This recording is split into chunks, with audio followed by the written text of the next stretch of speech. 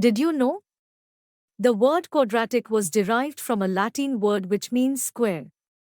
So, in algebra we use quadratic equation to refer to any equation with the highest power of 2. For examples, 2x square plus 3x 1 equal to 0, x square plus 7 equal to 0, 5x square equal to 0.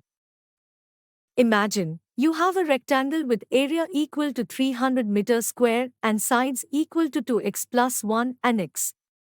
Let's try to make an expression out of it. We all know the formula to calculate the area of a rectangle, which is length multiplied by breadth. So, here we get 2x plus 1 multiplied by x. On multiplying, we get 2x square plus x. Also, because we know that the area is equal to 300 meters square, we can write 2x square plus x equal to 300 meters square.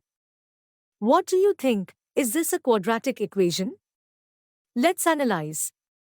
First, is this an equation? Yes, it is. Why? Because it has an equal sign in it.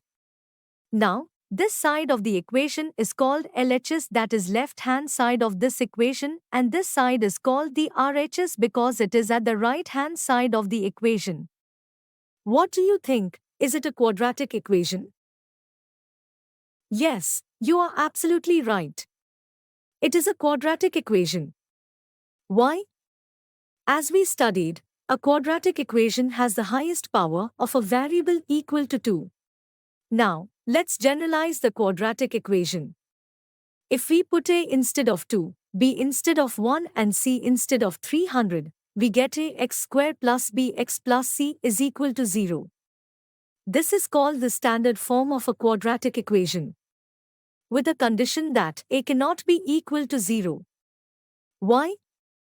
Because if a becomes equal to 0, the term of x square will also disappear, and the basic definition of quadratic equation that the equation has highest power of 2 will not be satisfied. So, always remember, a quadratic equation is always of the form ax square plus bx plus c is equal to 0, where a is not equal to 0. Let's now try some questions from exercise 4.1. The first question says, check whether the following are quadratic equations. X plus 1 whole square equal to 2 multiplied by x minus 3. Do you think this is a quadratic equation? Does it satisfy the condition? Let's try together. Now, here we need to always be careful. Before judging anything, the first task should always be simplifying the equation.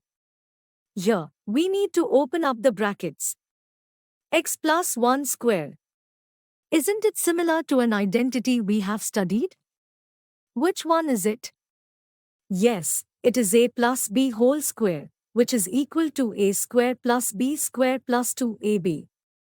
Similarly, we open this bracket, we get x square plus 1 square plus 2 multiplied by x multiplied by 1. And on the right-hand side we have 2 multiplied by x minus 3.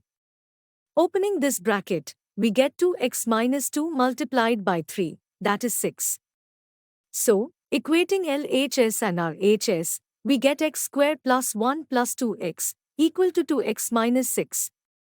On solving this equation, we get x square plus 7 equal to 0. Here, we can see that the highest power of the variable x is 2.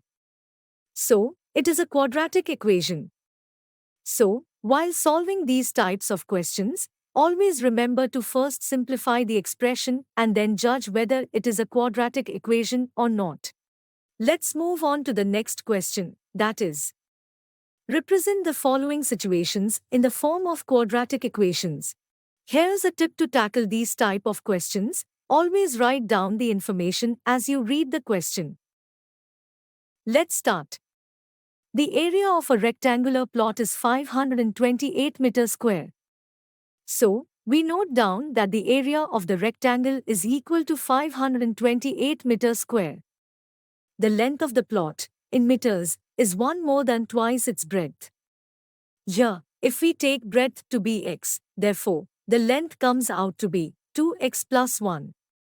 We need to find the length and breadth of the plot.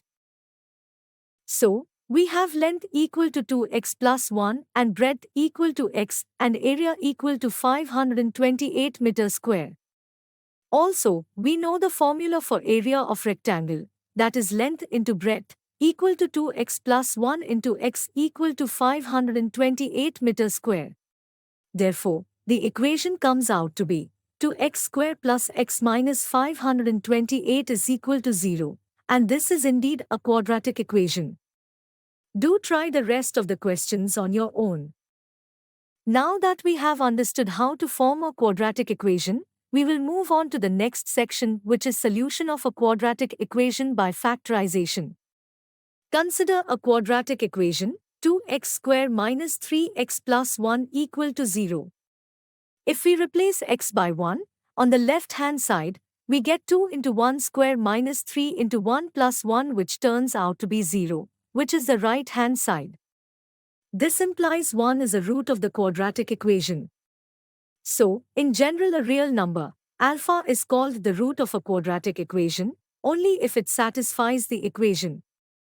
The method of factorization we are going to study is called middle term splitting. Let us consider the standard form of quadratic equation, that is, ax squared plus bx plus c equal to 0. In this method, we have to split the middle number, which is b, into two numbers, p and q, such that p plus q is equal to b, and p into q is equal to a multiplied by c. Let's try a question to better understand the concept. Find the roots of the quadratic equation, 6x squared minus x minus 2 equal to 0. So, here, if we compare this quadratic equation with the standard form, ax squared plus bx plus c equal to 0, we get a equal to 6, b equal to minus 1 and c equal to minus 2.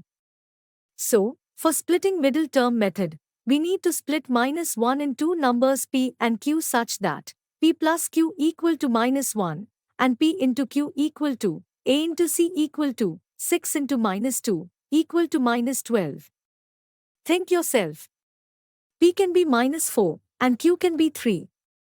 Let's check once if these values satisfy the conditions. P plus q equal to minus 4 plus 3 equal to minus 1, and it is indeed equal to b. P into q equal to minus 4 into 3 equal to minus 12, and this is equal to a into c equal to minus 12. So, we write 6x squared minus 4x plus 3x minus 2 equal to 0. Next step is to take out common numbers. So, we take out 2x common from the first two terms and 1 from the last two terms. We get 2x into 3x minus 2 plus 1 into 3x minus 2. Again, we see 3x minus 2 to be common. We take that also out and get 3x minus 2 multiplied by 2x plus 1. So, we get two values of x by solving 3x minus 2 and 2x plus 1, which are minus 1 by 2 and 2 by 3. Hence, the roots of the quadratic equation are minus 1 by 2 and 2 by 3. We hope that you have understood the concept of quadratic equations. Now, here's a secret on how you can study effectively with the Edurev app. You can learn with chapter notes, watch video lectures, and solve NCERT-based MCQ tests of this chapter on Edurev. And that's not all, you also get amazing courses for Class 10 and much more for your Class 10 preparation. Thank you.